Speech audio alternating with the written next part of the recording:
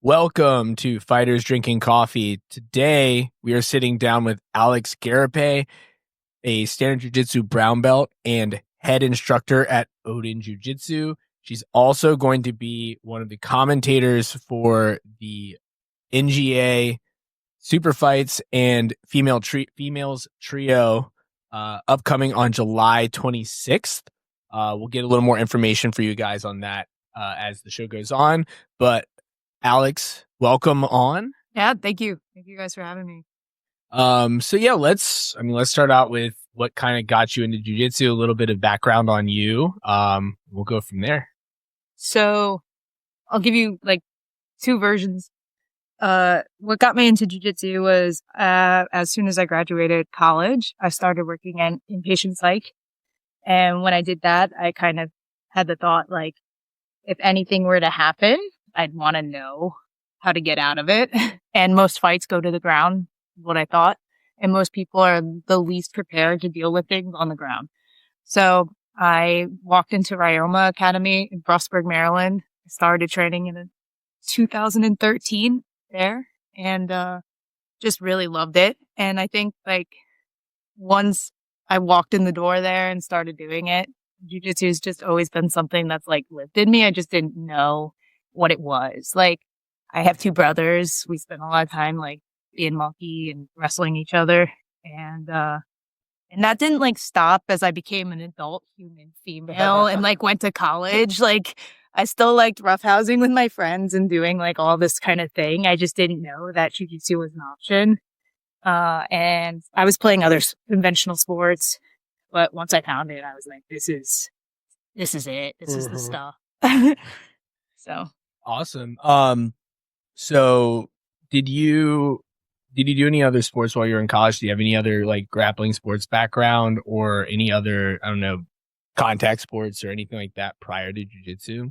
So I've played so many different sports, but the ones that I was like most involved in prior to jiu-jitsu were I was a big time snowboarder. I feel like there's overlap in like kind of extreme sports or sports where you're like basically it's you versus the task and you have to like sit in it and perform until you're able to accomplish the thing, like skateboarding, longboarding, snowboarding, all of those things where like you're just going to eat shit repeatedly until get it right. Yeah, until you understand it. Or you don't. But then I was also a volleyball player, so just very conventional sport. I played volleyball in college for a couple of years and then after that, but I did basketball, lacrosse, swimming, tons of sports. And really like another reason to bring me to jiu-jitsu was like, once I graduated from college, it's not like people were getting together to practice sport, but all of my coping skills like that I had as a human person were through getting to decompress at the end of the day and play and being engaged in the sport. So to not have that outlet felt like crazy to me. And then as soon as I found like martial arts, I was like, oh, this makes so much sense because really like if you sign up for a rec league for volleyball, I'm like playing on the weekends, like once a week. And it's like that to me, I'm like, I want to improve at a sport. I want to be coached. I want to like get better. I like don't want to just like do the play. I want to like actually improve myself. So Do you think that the competitiveness of sport too is even if you're not competing, but if you're in the gym, there's kind of that natural competitiveness when you're doing jiu-jitsu. Like, do you think that that's something too that you need outside of just like rec? Like that's why that's not like those rec sports aren't necessarily you're gravitating toward? Yeah, I think it's like I need the growth. I need the objectives. I need the like scalable thing to try to work towards to accomplish. And it's hard, like in a team sport, to like be in control of that thing completely, you know? So like when it's individualized, like it's all on me, my performance when I'm training. So all those choices are my choices and like everything that's happening is going to be up. So all of that drives like and feeds into the thing that I was like looking for.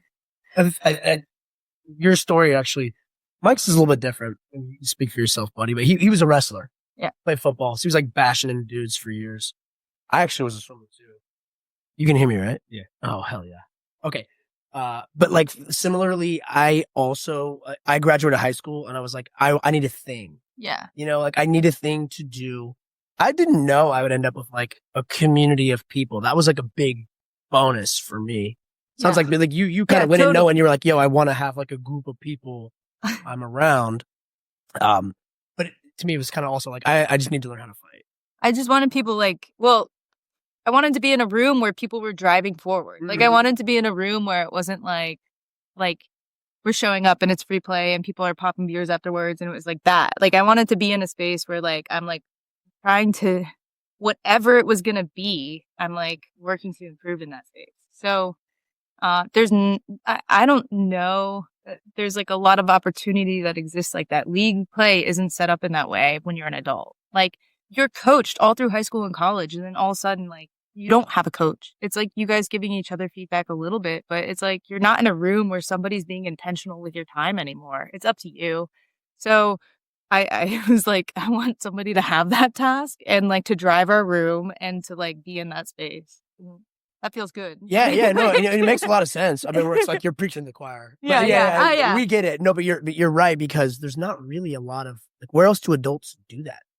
Like, you just got me thinking about it right now. Like, so where like, else can adults do that? CrossFit, I think a lot of people fall into like that because you're like, you show up and you're coaching and you're kind of like driving towards the same thing. And obviously like you're improving in your weights and your training and stuff like that. But I think there are areas, but it's like, they're not in like the conventional sports typically, or not that I'm aware of. I mean, I work in recreation, but it's like, I don't think that it exists. You can take on creative outlets and I feel like you could get like painting and you can do things like, and people are going to tell you what to do and it's like guided, but no, as you become an adult, it kind of like falls off in terms of our like a physical athletic pursuit of our hobbies, unless you're performing at such like a high level. You're a pro in something. Yeah, exactly. But like that's not most of us, you know? Really seek out like those specific, like if people want to go and pick up like, oh, I want to go do, this would be right after college, but like go do like U23 whatever sport and try to succeed at like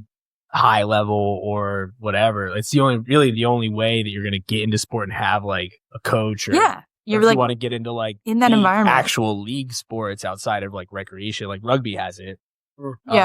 Like you can go and get into some international, like highly competitive, you know, they're recreational, but it's a different thing level. where you have like, you're practicing. Totally. Know? I mean, like, guys, they go play basketball in Europe, or like people will play, football at like a smaller league or even baseball. Like it does exist, but like you still, even to be there, you have to be performing so well to get to that point. So. No, it's interesting. Like, I feel like, again, like this is just maybe you got me thinking about it right now. I don't really feel like America, we do that much. Like Europeans have like a club recreational soccer thing where like bros will, yes, they drink, they get a little hammered, but they have like a soccer club. Like they hang out and they don't need to be pro athletes, but they'll be a part of like a club. They have a system. Yeah. They have a system that's like, that allows them to be athletes. Yeah. Like and you're they traveling for something. games and stuff for that that's too. Right. Like these guys are, it's like organized. Yeah. It's like a little more elevated. We have offerings around social sports, I think, but it's like not, again, it's just not as elevated. It's not as involved. And I was looking for that level of involvement because that's like how I can shut my brain down finally and just like be a little bit outside of that headspace that I get trapped in all. Well, and you get to learn how to break people's legs. Yeah. So, you know, you get to learn a lot bonus. of very enjoyable things. Yeah. So we can all bond over that. Yeah. So where did you end up after that first foray into jiu-jitsu? Like where did your jiu-jitsu journey take you after that? Yeah, everywhere in like the state of Maryland, like everywhere. So I was in, like I said, I started at Ryoma in Frostburg. We moved to Annapolis from Frostburg. And then I was at Randori while I was in Annapolis. Then the head instructor from that school left. And when he left, I went to that school, which was in ground control in Columbia, Maryland. And then he ended up leaving altogether. And then I bounced around between schools for a while. and then landed back, I guess, at ground control. I might even be messing this up now, but I was at ground control for a while, and then after that, they won't know any different. Yeah, no worries. None of us know any different. Nobody's looking into You it. tell us you ended up, in Barcelona. We wouldn't know. But there were a couple of gyms like in between. Soldier Fit had a program going over there, and I knew some of the guys because they used to be an affiliate with Ryoma. So, and then any kind of training that I could find, but it was like, that was like the primary. So it was Ryoma, Randori, ground control, and then from ground control to standard. And that happened in like 2017. I started training with Greg. So okay. You've been a part of that team ever since. Yeah, I've been there ever since. I love it there. Like as soon as I walked in the door, dude, that place has such like a pure vibe. It's changed trifold like since I've been there. But when I walked in the door in that space, people were in there talking shit and grappling, and I was just like, and that's all they were doing. And I was just like, this is it. Like I've walked into so many gyms where it's like they have all this other stuff going on. They have all this like different equipment going on. They have different classes going on. They have all this stuff. I walked into that space and it was just, it was all about jiu-jitsu. That's all it was about. And people working hard and doing that. And I was just like, this is it. It was a little grungy. It was a little garagey. It was just like, it was hot as fuck. Like, I was just like, this is a space for me. Like, I love it because it was very pure. And I could feel that like even then. And then Greg, after that first class, he like sat there and answered my questions for like ever. And I was just like, what is this? Like, this man is just going to tell me everything. And I was like, we just hit it off very quickly. So I've been there ever since. He's been wonderful. What's kind of crazy about like rooms that style too. Like, I think a lot of people don't think they want that until they experience it. Like that, like shut up and grapple. Like a lot of people just think they want to go in, just like learn jujitsu. And then they get like that hard-nosed, hard-working room and like, oh, actually, I'm really into this. Like really into this, like working at jujitsu versus like learning techniques. And like, I think it's kind of crazy. Like a lot of people have that just kind of like built in. They don't know it yet. Yeah. Until they experience it. And then they're like, all right, this is the room I want. This is the kind of jujitsu I want to be doing. So I like headed there with goals. So coming out of the other gym, they had kind of like adjusted their schedule and catered things more towards like the fundamental classes and beginners. And then as a result of that, like it didn't give me as much access to like rolling and training that I knew that I needed to compete. I was actively competing at the time. And I knew I was like in the pursuit of worlds, NGA IBJJF worlds. Like that's what I wanted to do. I knew that. And so I was unsuccessful there and leaving that space because it wasn't the space anymore for me. And going to Greg's, it was like, walking into that felt so refreshing because I was like, I'm going to have all the tools I need in this space to be serious, to do the things that I need to do in order to get the goals accomplished. Like he's giving me everything. So by the way, I think that's pretty cool. The second we just started talking about standard, your face like lit up, you got fired up, which is awesome. It's like cool to see you like really, you love it there, which is great. And you had spoken to something there that I was going to ask about. You may have just answered it, but going into it, you said you had goals. And I mean, just that statement. Some people don't have goals. A lot of people don't have goals. Sometimes people come into the academy, they don't know. They just like want to see if this is a thing for them. But you obviously like you've been doing it. You knew enough about the sport, martial arts to say, all right, I want to get the following things out of it. Mm-hmm. And you walk in like right away because you're an educated consumer. You're like, this is what I'm looking for. Yeah, these guys will do it. And it's helpful. I mean, it was helpful that I'd been at other gyms. And even, I mean, I got to give a lot of credit to like my coaches within those spaces, all of those spaces. Nobody ever told me like I didn't have permission while I was in those spaces to go train at other spaces. Like even my coach JP, while I was at Ground Control Columbia, took me to Lucas Lepri's. He took me to Cabrinhas. Like he took me places where he was like, this is what the high level looks like. He was like, put yourself in these rooms. Don't be afraid of it. Like get into these spaces or like even as something as simple as like he knew good guys that were over at like Baltimore Martial Arts and we'd go over there and like he was like, we have good guys coming in. Like you should come do this. Like feel what that feels like. And so nobody was ever telling me that I shouldn't go pursue that space that felt like it was tough, like it was elevated, like it because it's like, he was like, you're going to benefit from being in that room. I was able to recognize when his room was no longer that room.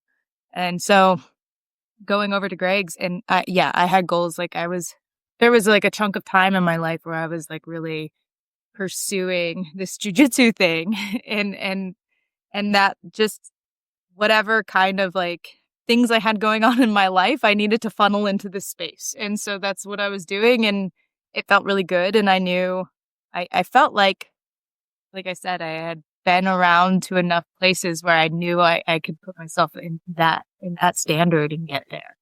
Yeah.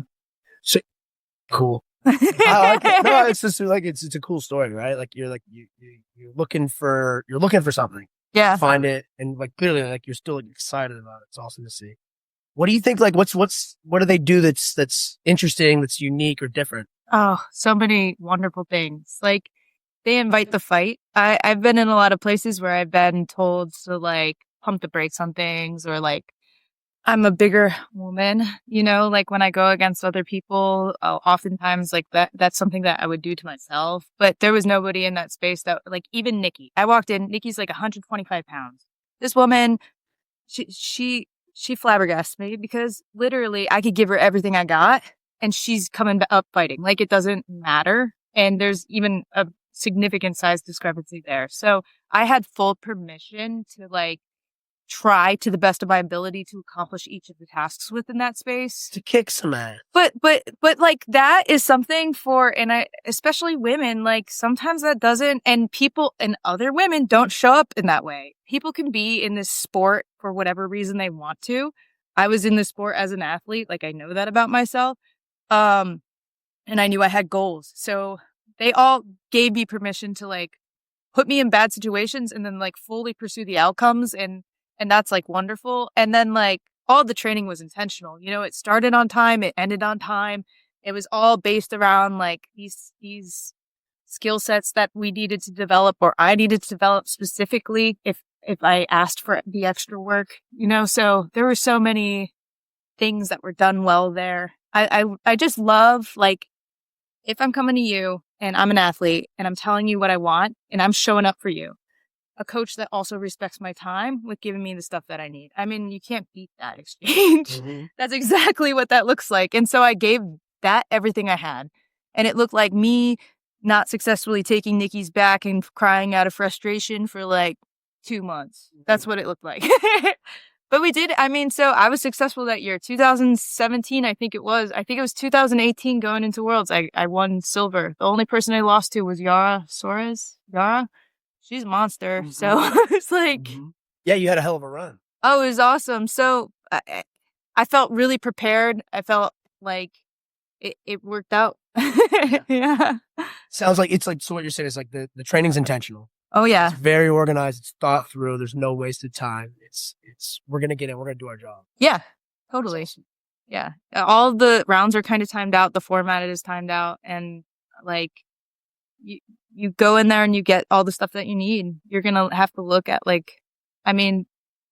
basically like all the classes are set up. So you're going to be looking at standing. You're going to be looking at guard passing. You're going to be looking at pinning positions, and you're going to be looking at attacking. You're going to get all the stuff that you need. And you're going to have to get real looks at it because, Greg doesn't deny you the true environment in which the tasks are going to be accomplished. So you actually have to fight through all that stuff. I mean, just conditioning alone, from going from like a traditional gym, drilling and technique, to playing these games all the time. Even at that point, it was like, holy crap. Hard work. Yeah. Yeah. Like, it's hard work. Yeah. So. Hell yeah. And so, okay, so tell us, you're still part of the team, but now you're coaching at Oden. Mm-hmm.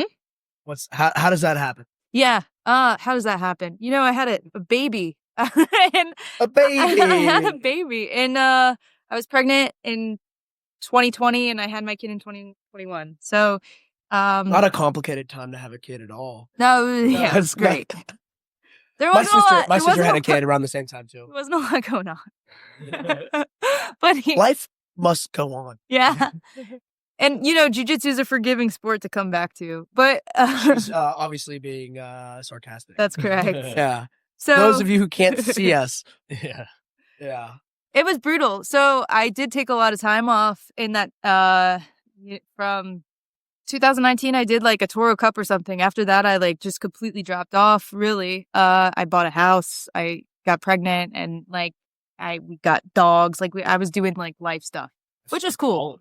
Yeah, man. No, it's really cool. Yeah, we just accelerator. So like, but up until that point, I was like really hard into the jiu-jitsu space. So I was like, okay, you know what? Like I felt really good about what I had accomplished. And then I was like in a new space to like be an adult and like do some things that I wanted to do likewise. So I was doing that. And then I had to find myself back on the mats, which is like, that was hard to do. Honestly, coming back from like pregnancy, having my kid, figuring out how to be a parent and navigate like who's going to watch the kid. Like every single time I stepped on the mat, my kid would scream. It wasn't like this situation where I had him there in a bouncer because we were coming out fresh from COVID. And so that felt sketchy. And it was like, so just navigating all the new mom stuff and then like getting back into my body and feeling like strong enough to like really go in there and do it. It was all like a challenge. And so in that space, I was looking for a way to interact with jiu-jitsu, and coaching was like where I landed. I was given a suggestion through one of my really good friends, Anne, to meet up with this girl, Jules, this woman, Jules. She's amazing. She's like over 6 feet tall, and she was like a rower in college, and she's like just so solid, and like was a purple belt when I met her. And we started working together. I kind of started introducing her to games and what Greg was up to. And it wasn't at Standard. It was in Frederick. She was coming from Pennsylvania to meet up with me. So that experience is what has eventually grown into Oden. And I bought Greg's like old mats when he replaced them, and we were putting them down in a classroom in a rec center. And that's where it all started, was just me working with this one individual. And it was her learning this new thing, which was the games, but me learning how to interact with jiu-jitsu again. So it was like this like really beautiful thing happened. And from there, it like took off. I ended up like finding this Parks building that was empty and only used for costume storage. And I had those mats permanently installed in there and the space cleaned out. And then more people started coming and more people wanted to learn about games. And so then I was able to like finally get strong enough that I could go attend regular classes a couple times a week. And then also now I'm attacking it from like, I'm trying to develop an understanding of CLA, and I'm trying to understand like, okay, like what is the framework that these games are built around?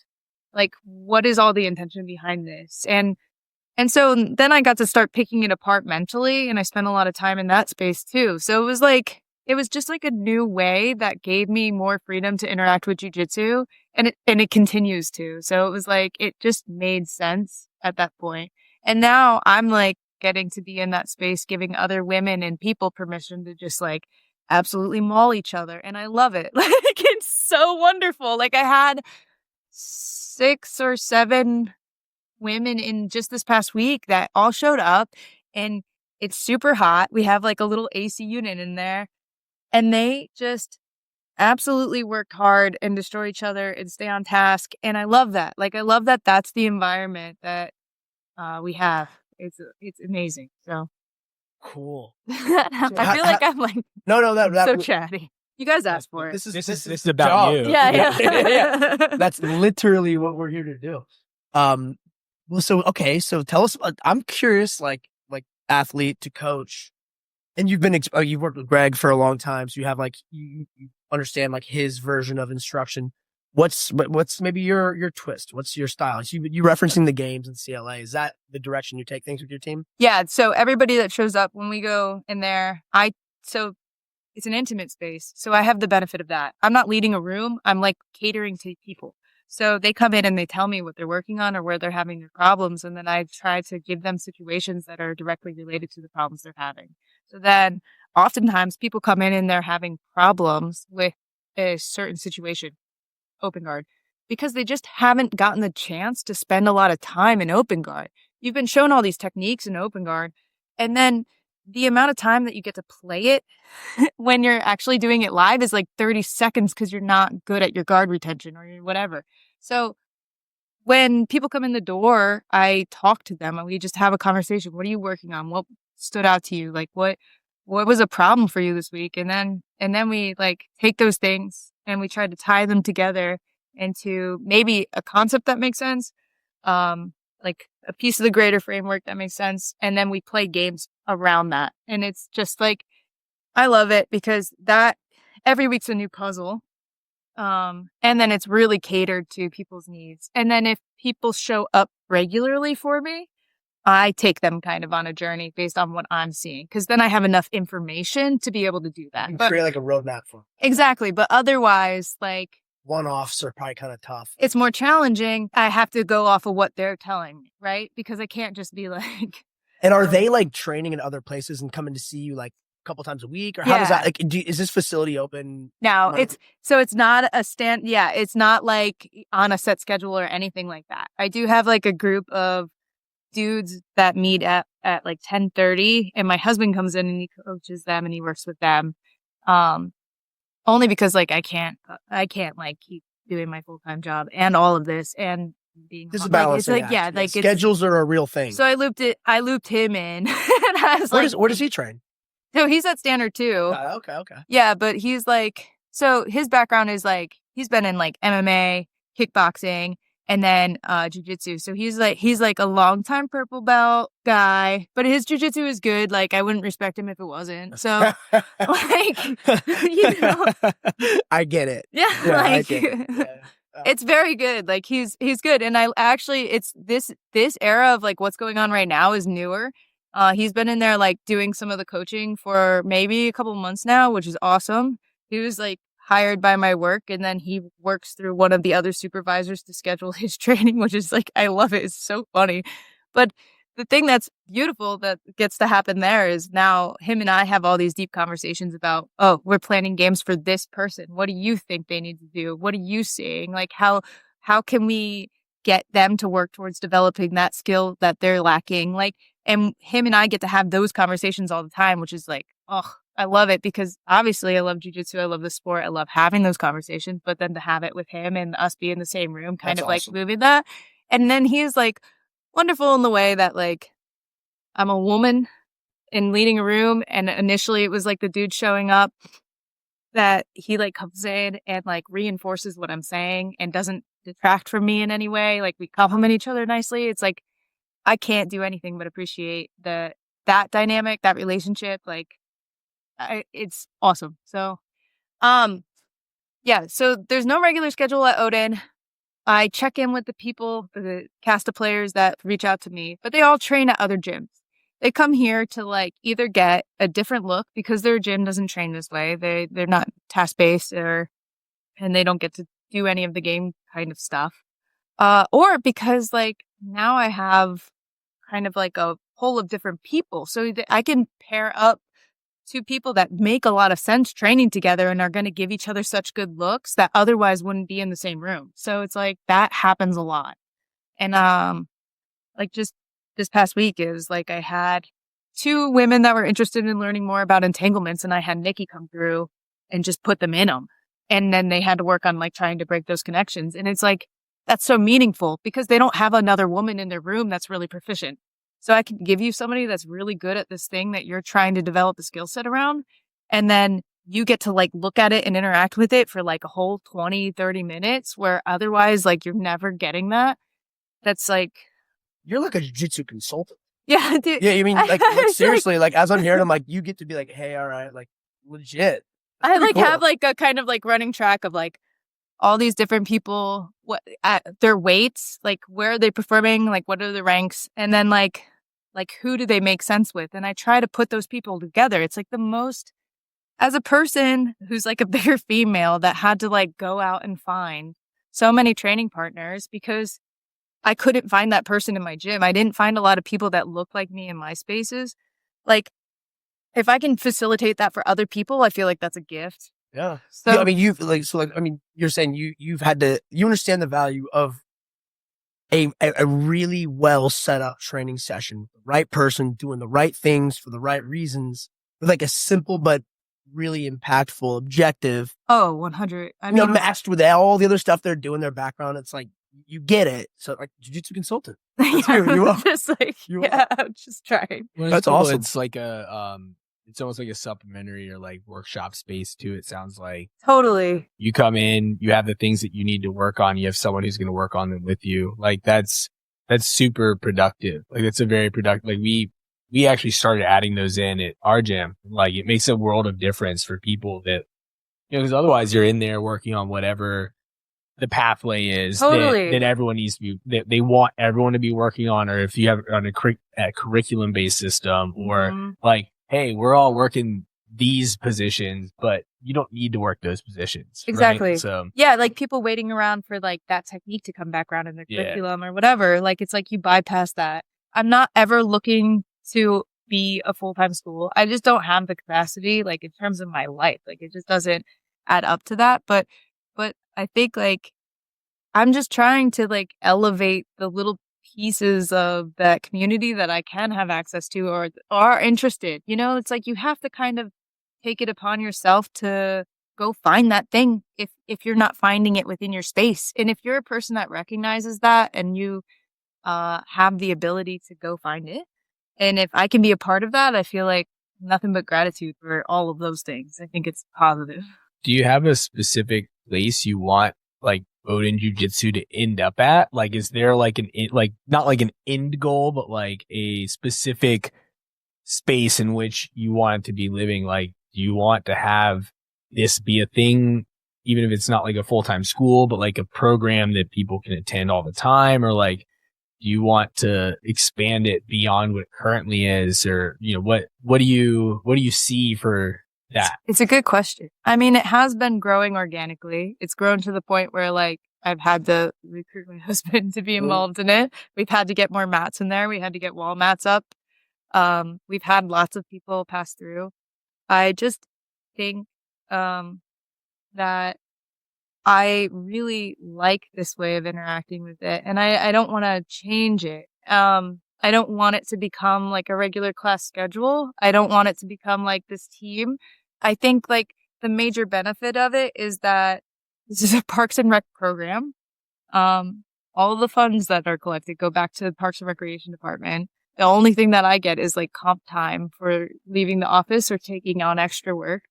And I think that I like that it doesn't directly compete with the schools that are around that are offering regular classes. And also, it's a small space. Like, it can't compete in that way. Like, we are limited by the size itself. And so I think it's kind of like a niche and an outlet, but it's not like, I don't see it becoming an actual school.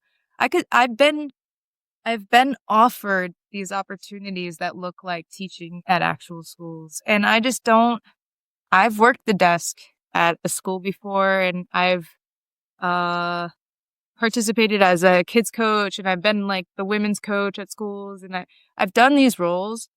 This is so different and specific and meaningful. I don't want to move away from whatever this is. I'm going to keep whatever this is going. You found your niche. Yeah. And the limitation is what brings, like, it's rewarding for you and it's valuable for the students that you get to work with. Yeah. And honestly, it sounds like you've created the like recreational club program. Yeah.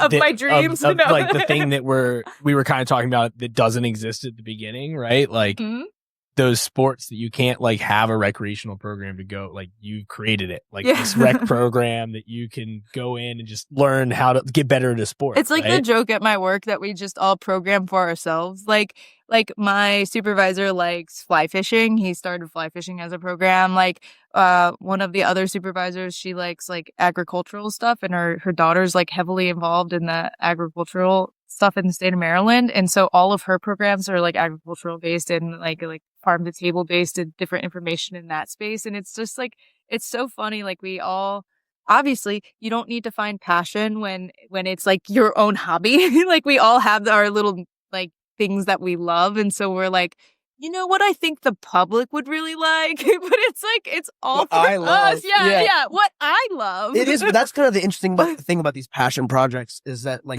it's like you're setting out a tractor beam for other people who are like, I like that shit too. Yeah, like, yeah. They don't know, but it's because it's like low cost or maybe free in some cases, and they're like there's no fewer barriers to entry, so they don't want it, they don't have to. Right. But if they do, they got it. Yeah, exactly. And that's like our whole, I mean, that's what I'm trying to do as a whole. I'm like trying to bring what jujitsu is to me, to everybody, but like not jujitsu, all the stuff, like anything that you could possibly want to do as a hobby, because people need hobbies. They need to get out there and play something because people are not happy.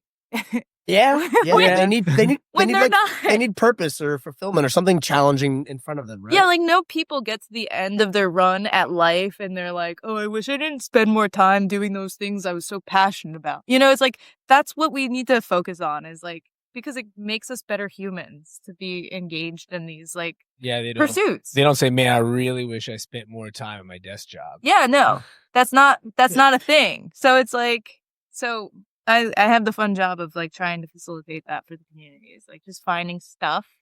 And obviously I was like, oh, my stuff should be over. I also want to. Like, I'm trying to do this. I'm a member of the public. Yeah. And as a member of the public, I think we should be supplying the public with jujitsu. Yeah, that's what I think. It's a good one. You're like, we're doing task-based games because I like task-based games, and you're doing it. That's and they're right. thanking you. That's right. I will say, like, I came from, I mean, JP, my instructor that I had over at Ground Control, and I followed him from Randori. He's an Alliance black belt.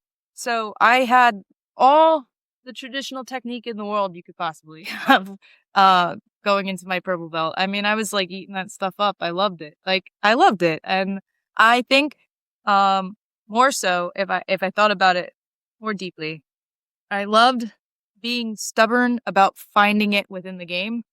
Like that is where I feel like, and that's why like when I came to Greg and I saw games, it like really resonated with me because it was like, oh, okay, you're going to put me directly in the situation that I need to try to accomplish. Oh my God, it makes so sense. But when I was learning technique, I was eating that stuff up. I loved it. Like, and so I'll throw people a bone every once in a while.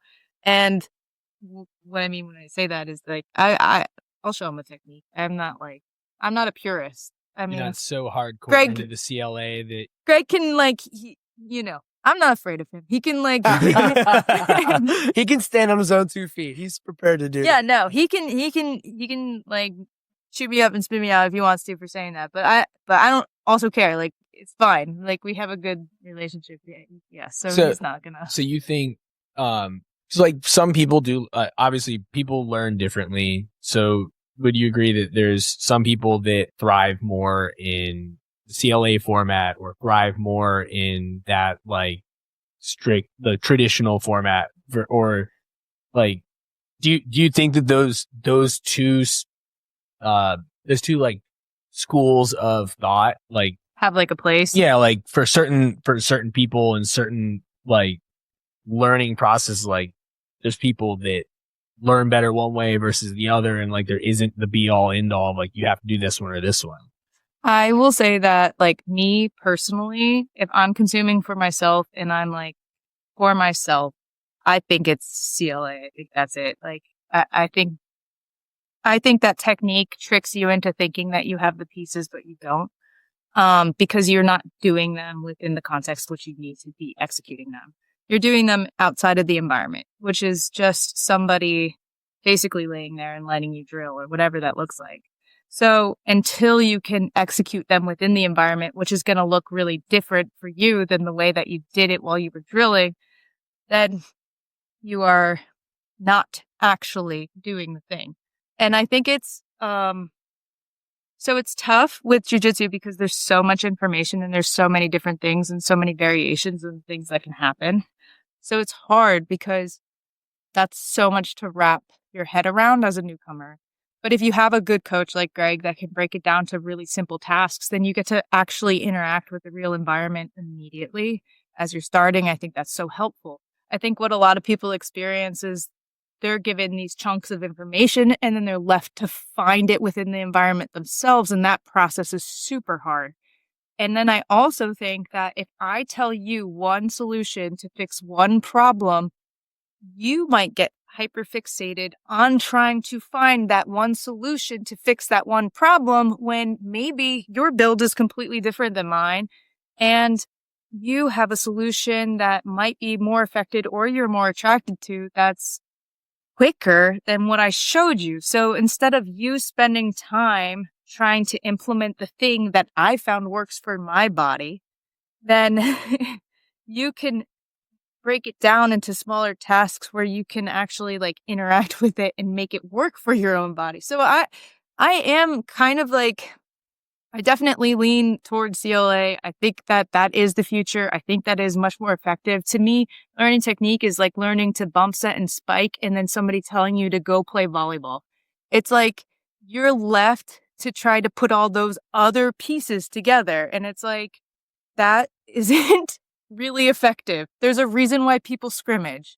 Like, that's real. So nobody's going to do that without doing the other thing. With us, techniques are just one solution for one problem.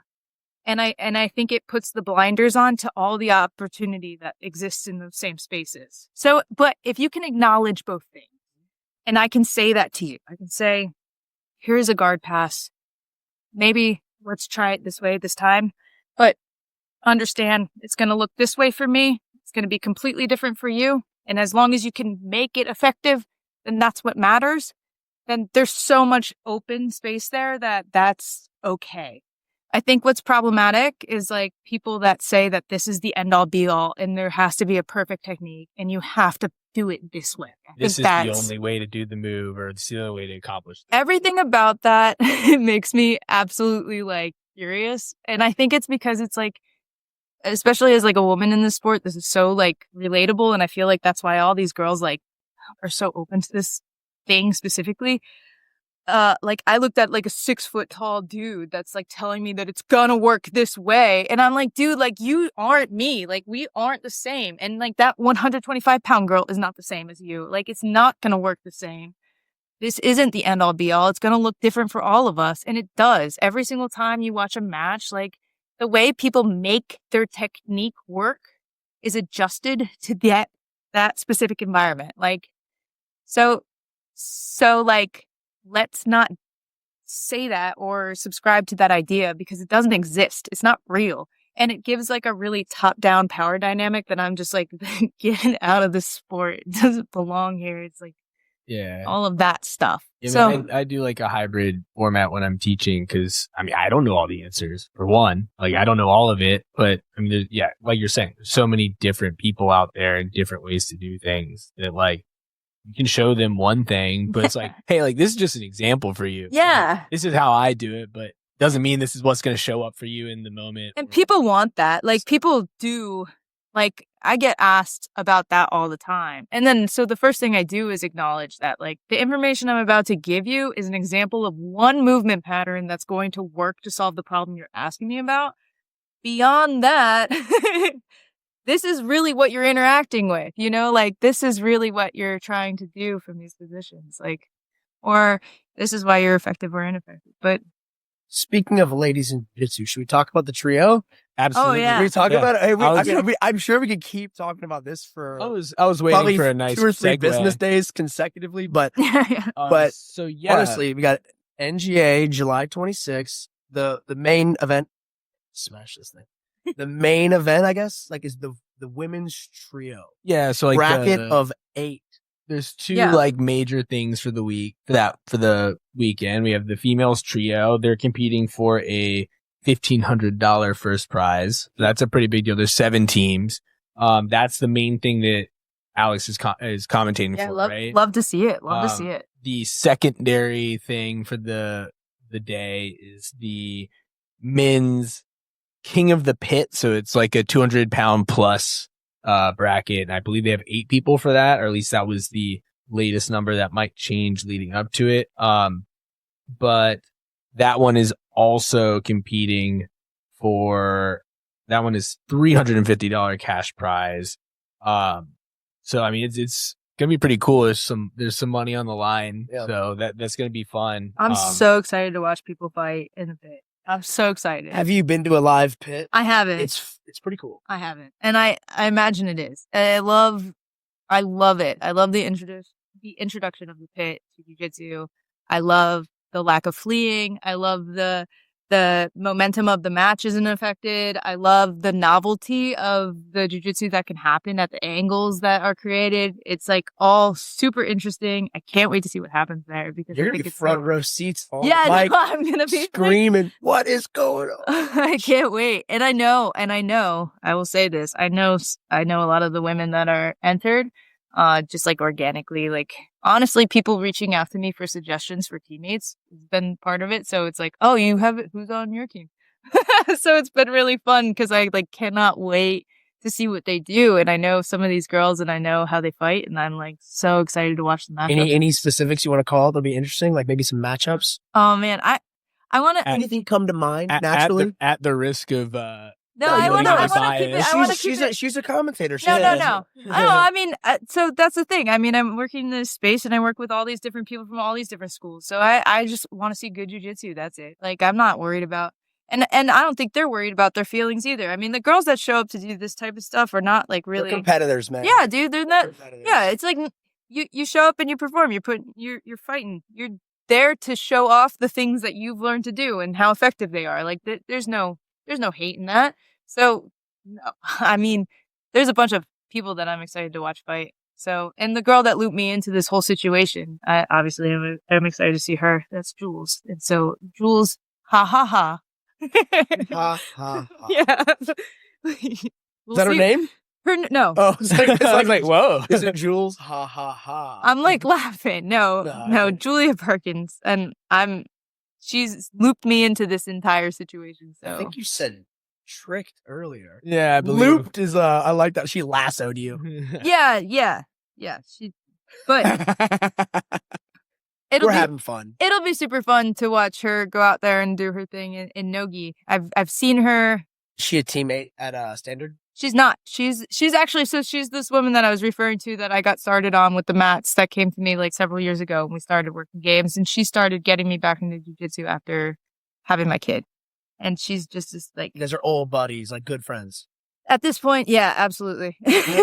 Good. Yeah. So, but like no biases, guys. Are there any specific like potential matchups? Like you said, you know a few of the teams, like who's on some of them. Are there any potential matchups that like Might see some you would be head-to-head, super like, excited This for? guard meets this. There are, but I don't. I like, I want to make sure that we have like confirmed lists and stuff. Yeah, it's fair. Okay. Like, Still locking down matchup. yeah. Is there anyone you would like to see there? I mean, man, We got 2 weeks. We could just get them out of We the can edit woodworks. just call people out. No, I won't, but it's fine. We can still get them out of the woodworks, maybe. I will tell you that I like the women that I have found out that are going. I'm really excited to see.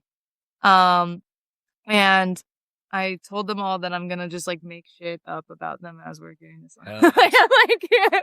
Okay, so I will speak to this because at the last one, which was the last NGA, was really entertaining. School is at High Noon, which they're hosting it at High Noon. Yeah, again, they're hosting it at so High Noon. I like that. You're going. I know you now. Asim, our buddy, he's the sponsor, and he invited me to go to this thing last time. And so, the most exciting, I've talked about this like 5 times in the podcast, but like the most exciting matchup of the entire day was the tag team match between the gals, and it was Gina and Becca, I think, were the two. Yeah. Did you see it, Mike? I watched it Some after. clips. Yeah. I believe it was, but they're from different teams versus the enlisted 9 girls, and it was an awesome matchup. And the enlisted 9 girls are like exciting and they're gritty. They fight. Yeah, love it. They fight because you see like some jiu-jitsu styles are like kind of like maybe a little more like the finesse martial artsy side of things, and then you have like there's like a spectrum of that. There's like the really finessey martial arts end, and then like the gritty, like this is a fight. Yeah, like let's throw muscles around. And there's a ton of people who are like on both, like Yeah. in between or whatever. Anyways, but they have like a ton of grit, and they have good jiu-jitsu as well.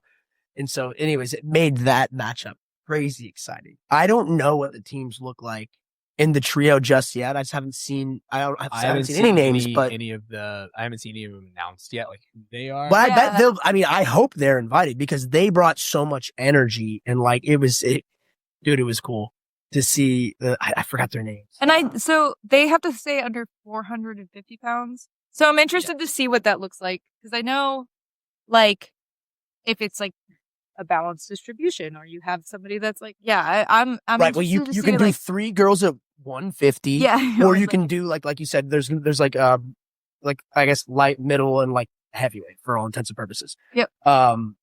Yeah. So So the I'm strategy comes into play a lot. So exactly. Here's a question. Yeah. If you were building a team, Oh, what would be like the strategy you would put together for like the people, or like, because there's a bunch of different ways to do it, right? You could have a bunch of people that are all around the same weight. You could have one person who's bigger that you're like, all right, I want this person to hopefully clear out all the teams, and I'll have like my number one person and a couple small people just to make sure that I can have my bigger person or whatever. Am I coaching the team or am I on the team? You're the executive director of the team. I'm coaching. Well, I was going to say you could be the captain or the coach. I'm not too worried about that. You can decide that for yourself. Or if I'm on it, because if I'm on building it, team. then if I'm on it, I have to consider like my own weight, because I'm a bigger person. So I'm like 165 normally. So then that leaves 290. Yeah. You So like a lightweight or whatever. Yeah. Like, what would you do? For the sake of conversation, so we give you some more direction. Let's say you want. Yeah. So then I'm looking for somebody like Nikki, super proficient at legs, that's smaller, because she's also a great size, because even though she doesn't weigh as much, because she's around 125, she has really good length to her. So she's super good at stabilizing and getting in on people's legs. So I would be absolutely looking for her, because I think that could take out even bigger people that she's up against. Her style's threatening against almost all types of people. So she's wonderful at that. And then I'd be looking for like a solid, like, 140-pound wrestling type brute. That is what I'd be looking for. That's interesting. Somebody that, because I actually sometimes can struggle with that body type exactly, because they fit into like all the space that I can't take away well. So I would want somebody that I felt like was pretty solid at coming up against that exact thing. And usually those two fare well against each other. But when they get against a lighter person, they're too strong. They outmuscle them, and they're also small enough that they have like a hard time, creating space with somebody like that. And then they get against a bigger person. Like I said, that's the struggle for me, is that they fit into all the small space. So when they're like guard passing and stuff, it's hard for me to put stuff back in front of somebody that is able to fit into those little spaces and is strong and stable. So that's what I'd be looking for. Well, I guess we probably should have made, you knew it because we talked about it before, but the rule set for this, for those of you who aren't aware, is submission only. There is referee's decision.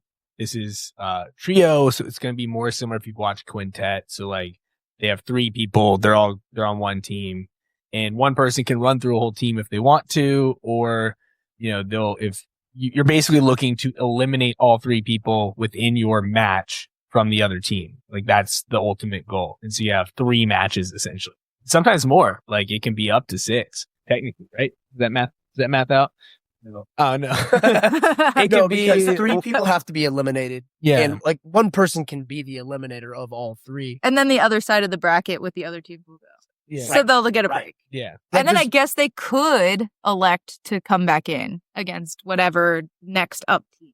Yeah. Well, that's what I mean. I'm wondering, like, can that one person goes, they eliminate all 3, then they win. Just like, but get like, on my back. if they go and they eliminate 2, then they get eliminated. That person goes to the other 2, and that team wins. That's what I mean. Like, I think you could potentially have 6 within a match. I'll attempt to do this logically in as few words as possible. We need the math teacher here. I'm going to try. I'm not the math teacher. You need a whiteboard. I like math. I do have a whiteboard. Okay. But if Team A and Team B face one another, say Team A, the first guy takes out the first 2 on Team B. Right? So there's 1 dude left on B. Yeah. Right? We're here. We're at match 3 now. Yes. Yeah. Yes. Same guy. So there's 3 left on the other turn. So Yeah. now, I guess technically, Mike, let's do this, right? If the last dude then was capable of taking out the first 2, the other team, I guess that is 5 matches. Yeah. So there's a And then the third one being, and then like one of those guys is going to take out the other one. Yeah. What I was getting at is there's a potential for a lot of jujitsu, so it's really cool. Yeah. That's mainly what I was trying to get to. Let's leave it at that before Yeah. before the listeners have to be like, There's going to be a lot of jujitsu there. Well, hey, and look, it's going to be in a pit. if you're listening, there's going to be a lot of jiu-jitsu. A lot of We can jujitsu. guarantee. There's a pit. There's going to be matches. Alex is running the mic. She's going to be talking mad shit. I'm excited. I'll study up. I'll study up before we get there. And I know that there's the King of the Pit, which is gonna be pretty cool too, which you're gonna be rotating in for commentary on as well. Which is all 200 plus. So you get to watch all these big boys. I love that. Like, it's try to. It's all big boys. 200s. 200 and up. So how many guys? That one Shoving each other in Yeah. the side of the pit. I'm actually kind of excited for it. They have Is it so stable? It's not like 7. It's decent. It's stable. It's yeah. decent. I think they have like plywood under. Are we gonna feel it like when they're shoving each other around? If you're Maybe. leaning on the mat, Well, I leaned on the mat. I was leaning hard. I was like, 7 people for King of the Pit. so they're probably, And it is probably trying to 8 get teams right now for trios. Sweet. Damn. So That's such good numbers. I love that. yeah, so that's gonna be pretty cool. I think they might even have some other stuff. I know they they're usually do talking about mix in other sprinkling like in some super other fights. ones. Get some kids in there. They will. Yeah. They'll have some kiddo matches. They'll have like some teenagers or something like that. Children are wild to watch. Children are wild to watch. So dexterous. They Anyone just- we know on the KOTP? Nice. Yeah, know, thanks. yeah. I know. I only know of one person who's in it right now. Which is Will Bullock, Okay. Okay. aka the Hype. Sick. So he's in there. That's Is the only that one I his know name? of. Yeah. Does he go by the hype? So that's the only person I know of. You need a nickname, dude. I should get one, right? What should it be? Well, it used to be Top Gun, but I don't think I can rock that one anymore. Why not?